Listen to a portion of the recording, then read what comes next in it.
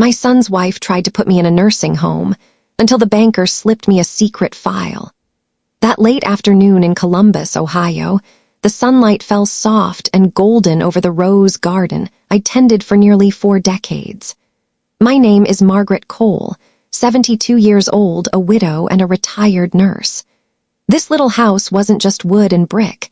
It was the place where my husband and I built our life, raised our son, and where I held his hand as he slipped away. My son, Daniel, walked up the porch with his new wife, Chloe. She looked perfect, like she'd stepped out of a lifestyle magazine.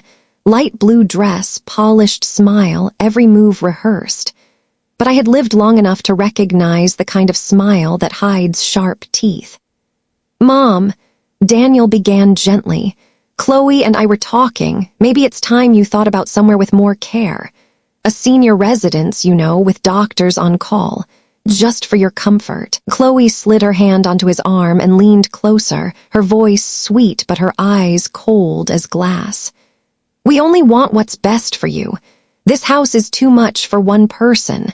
Selling it would give Daniel peace of mind and you security." I kept my face calm, but inside my chest my heart sank. I heard the real meaning behind her words. This wasn't about care. It wasn't about love. It was the first move in a quiet heist, an attempt to take the only place that still felt like home. The very next week, Chloe offered to help me with errands.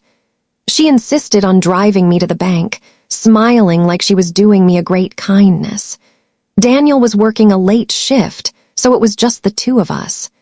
Inside the branch, while Chloe chatted with the teller about how hard it is for Mom to keep up with paperwork these days, I caught the banker's eyes flicker toward me. His expression tightened. Then, with a quick motion, he slipped a sealed envelope across the counter and into my purse, hidden under my checkbook. I didn't open it until that night when I was alone in my kitchen. My hands shook as I unfolded the papers. It was a transfer of ownership form already filed, moving the deed of my house into Chloe's name. My signature was there, except it wasn't mine. A forgery so precise it almost fooled me. The room spun. My knees buckled against the chair. For a moment, all I could hear was the clock on the wall and the pounding of my own heart. And then the memories came flooding back. The nights I sat at this very table with my husband, Frank, balancing bills together, both of us proud that the house was ours. The morning I found him in the garden, clutching his chest, and whispered through tears that I'd keep this place safe. The promise I'd made at his graveside. "Don't worry, Frank. No one will ever take what we built." But now, my son's new wife had already signed my name to Betrayal. I didn't sleep that night. The forged deed sat on my kitchen table like a viper, coiled and waiting. By morning, my grief had hardened into something else, resolve. If Chloe thought I'd go quietly, she didn't know who she was dealing with. I began to watch her, not with suspicion on my face, but with the patience of someone who had spent a lifetime noticing small details, first as a nurse, later as a wife and mother. And slowly, the cracks began to show. One afternoon, while taking out Daniel's trash after Sunday dinner, I spotted a leather-bound notebook half hidden in a bag. Inside were scribbled lists, designer purchases, flight numbers, hotel reservations, all expenses Daniel's salary could never cover. A few days later, the mail carrier accidentally delivered an envelope to my house. The name wasn't Chloe Cole. It was Clara Jensen. The handwriting was hers, and inside was a bank statement, thousands of dollars moving in and out under that false identity. My heart dropped. She wasn't just trying to steal my home, she was living a double life. And then came the final blow. While dusting the family photo shelf, I found Chloe's wedding picture framed slightly crooked. Tucked behind it was a slip of paper, an appointment confirmation from Midwest Holdings, LLC. I knew that name. It was a company notorious in Ohio for helping people liquidate assets quietly, especially during divorces or bankruptcies. It all clicked together. Chloe hadn't married my son out of love. She had married into our family as part of a long con. Daniel was her pawn, and I, his aging mother with a fully paid-off house, was her real prize.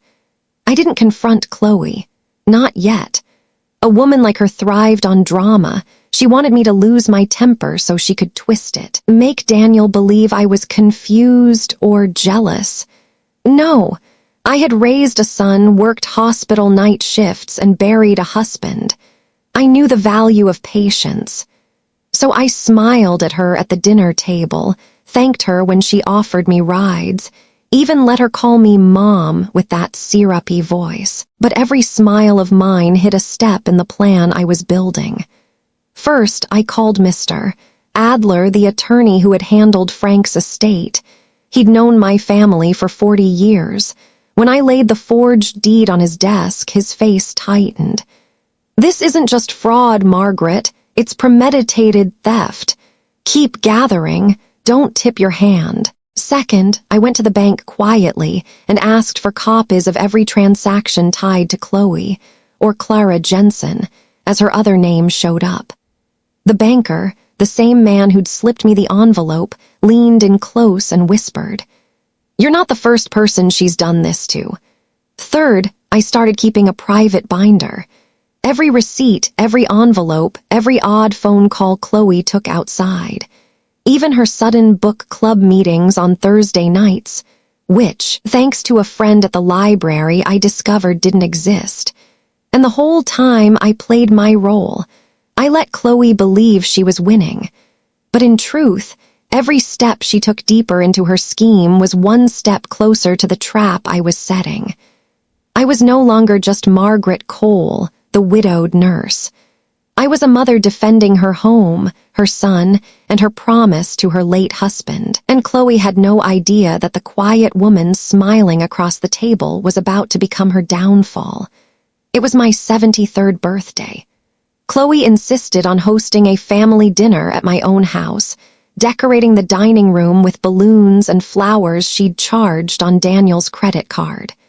She smiled like the queen of the evening, pouring wine, clinking glasses, making toasts about family unity.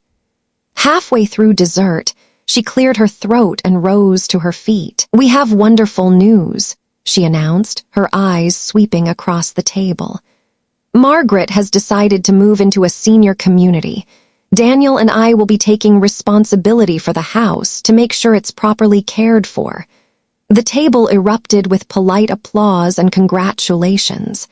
Daniel looked proud, Chloe's smile widened, and I just laughed, quietly at first, then louder, until every head turned toward me. I set down my fork and slid an envelope across the table. "Funny you say that, Chloe," I said, my voice steady, "because according to the county clerk's office, the deed transfer you filed last month has been frozen, pending investigation for forgery." Her smile cracked. "What are you talking about?" she snapped. Daniel frowned, picking up the envelope. Inside were photocopies of the forged deed and a certified letter from my attorney. His face drained of color. "Chloe, what is this?"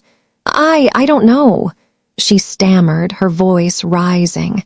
"She's confused, Daniel. She's making things up." But her hands trembled as she reached for the papers, and everyone at the table saw it. The first strike had landed. For the first time, Daniel looked at his wife not with love but with suspicion. And Chloe, my polished, perfect daughter-in-law, was suddenly the one on the defensive. The dining room fell into a silence so sharp, I could hear the hum of the refrigerator from the kitchen. Daniel kept flipping through the papers with shaking hands, his lips moving as if he could somehow make the words change. Chloe's face hardened. The mask slipped.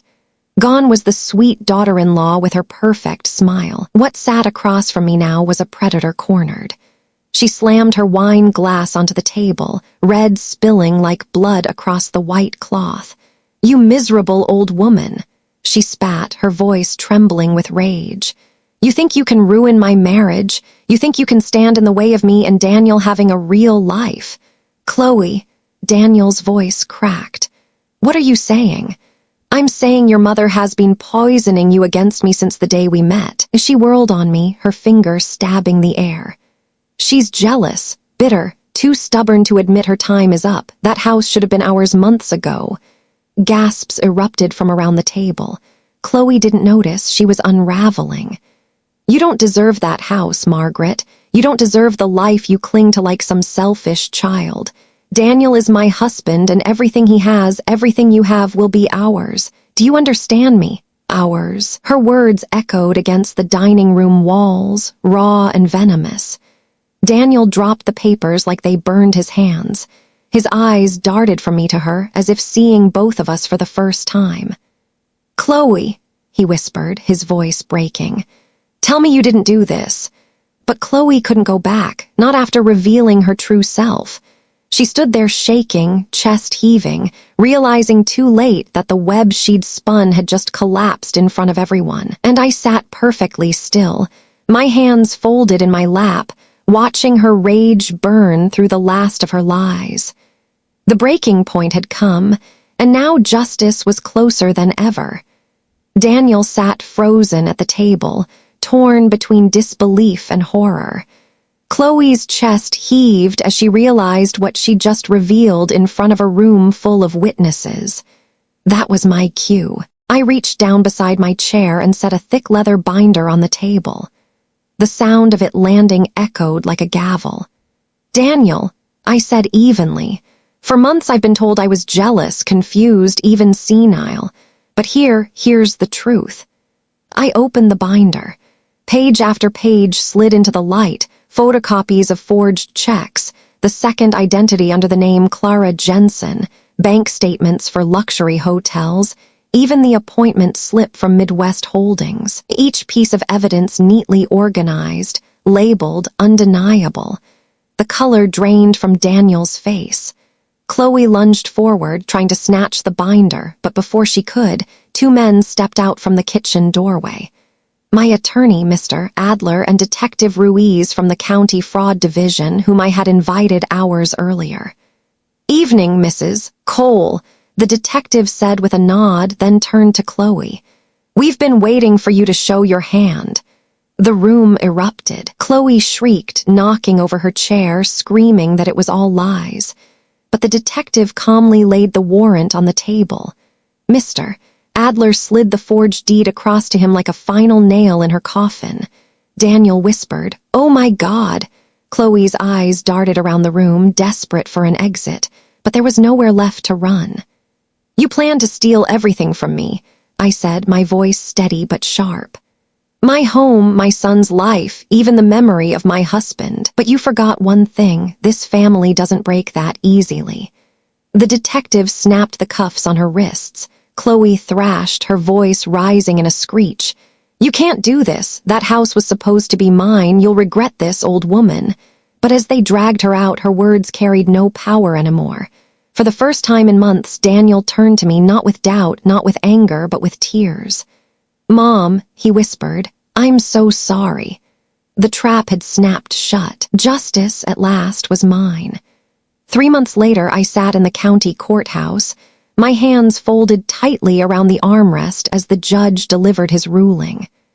Chloe Jensen, also known as Clara Jensen, is hereby sentenced to 12 years in state prison for fraud, forgery, and attempted theft of property. The gavel struck. Chloe's head snapped toward me, her eyes still blazing with the same venom I'd seen the night she lost control. But this time, she was powerless, flanked by marshals, wrists bound, her schemes laid bare for all to see. Beside me, Daniel exhaled a shaky breath. He looked like a man who'd just woken from a nightmare, realizing the person he'd loved was nothing more than a mask. Mom, his voice cracked. I should have listened. I let her get between us. I let her hurt you. I reached over and squeezed his hand. She fooled all of us, Daniel. That's what people like her do. What matters now is that we're still standing. When we walked out into the cool Ohio air, I looked up at the courthouse steps and felt something I hadn't felt since Frank's passing, peace. The weight on my chest was gone. Weeks later, I was back in my rose garden, dirt under my nails, the smell of fresh soil clinging to the evening breeze. Daniel came by, holding a box of takeout, smiling for the first time in what felt like years. "Thought you might want dinner, Mom," he said. I looked at him, my son, free at last from the web Chloe had spun. The house was safe, the garden still bloomed, and the promise I made to Frank that no one would ever take away what we built had been kept. As we sat on the porch steps eating together, the sun sank low, washing the garden in gold. My neighbor waved over the fence and called me something I never thought I'd hear at 73. A hero. I just smiled. Heroes don't always wear capes. Sometimes they wear garden gloves, carry a binder of evidence, and fight back with nothing more than love, patience, and the will to outlast evil. And in that moment, I realized justice doesn't just come in a courtroom. Sometimes it blooms quietly, like roses in the evening light.